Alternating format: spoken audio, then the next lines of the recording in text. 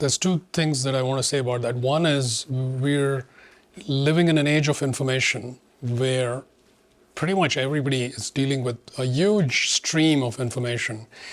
And that tends to make us a little more mental, right? We feel, I got to understand this, I got to think this, I got to analyze this, as if the implicit assumption is that will somehow make things better. I better understand this. And there's so many streams of information that we can get excessively caught up in that. The other piece is the fact that currently information is decoupled, like you said, from how we're feeling.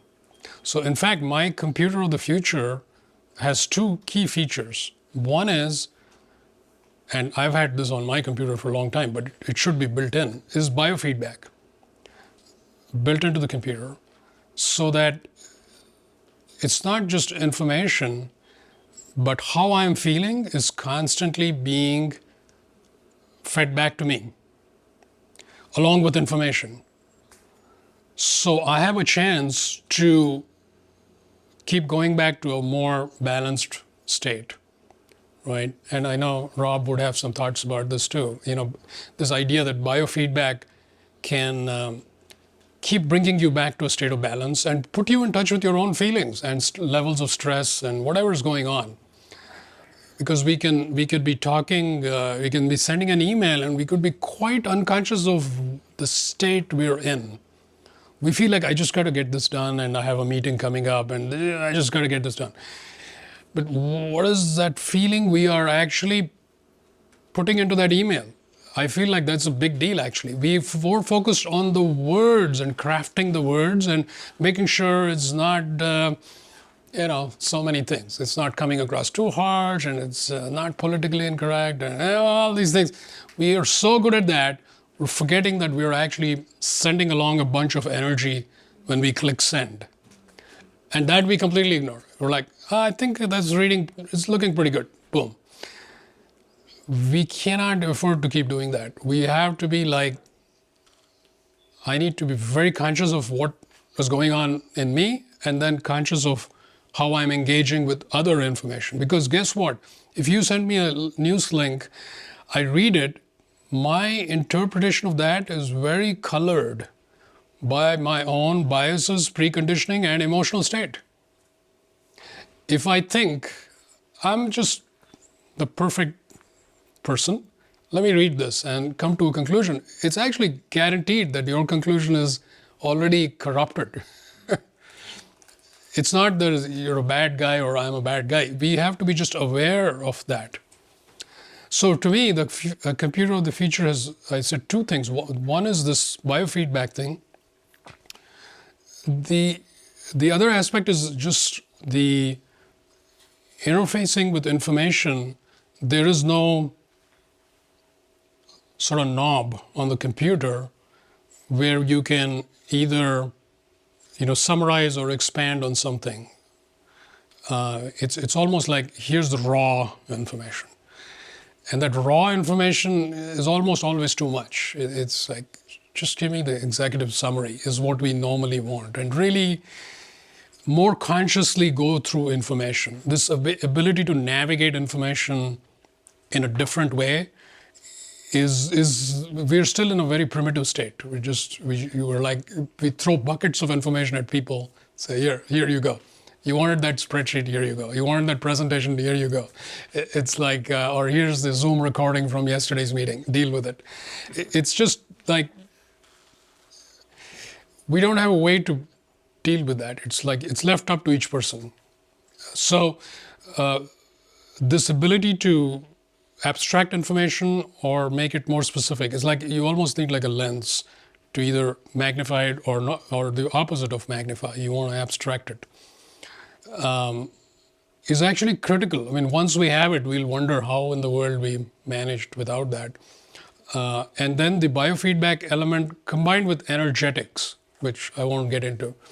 But these things I think are going to be critical, not to mention our current interfacing is very, very primitive, right? It's keyboard based and vision based.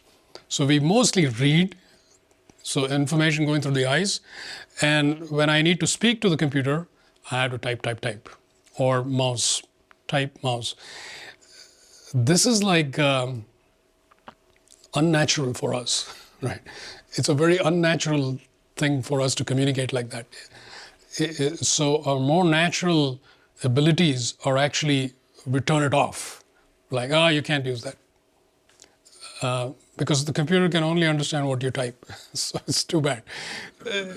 So the computer has to come to a significantly more ability to take our events from us, including gestures, including eyes, including speech. Speech is highly untapped.